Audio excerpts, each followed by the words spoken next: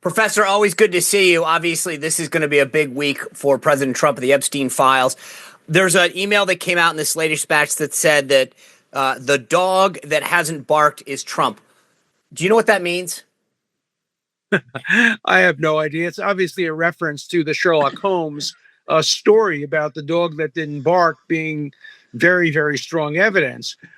In this case, first of all, you have to believe what Epstein is saying is true. Why would suddenly anybody believe Epstein? Epstein had already said previously that his relationship with Trump had been terminated. So even if you could interpret that email to incriminate Trump in some way, it's Epstein's word.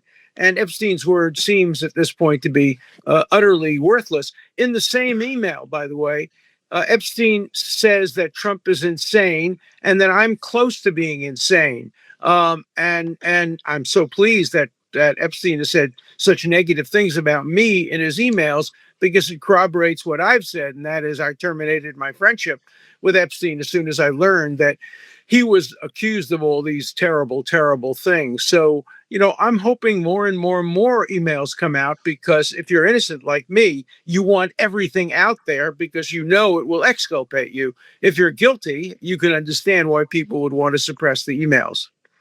There was a gentleman by the name of David Schoen, who apparently was also an attorney for Jeffrey Epstein. And he says this in a tweet. He said, if Jeffrey Epstein had any dirt on Donald Trump, he would have had great leverage in the criminal case against him at the time he died. The fact that he unequivocally said he had none ought to shut down the false claims otherwise. Do you agree with that? No, I can go much further than that. I have personal experience with that. When I was debriefing Epstein and trying to get him the deal, which people thought was a sweetheart deal, Epstein thought was the worst deal in the world and called me a terrible lawyer, wouldn't pay my legal fees.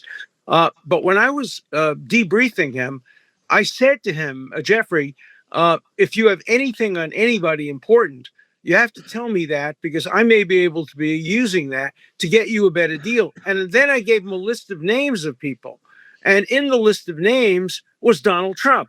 And he said to me personally, to my face, Alan, there's nothing I can give you about Trump that will help me get a better deal. So I have actually personal experience with that. It's not speculation in my case. Now, okay, I clearly did not take your course because I asked that in the wrong way.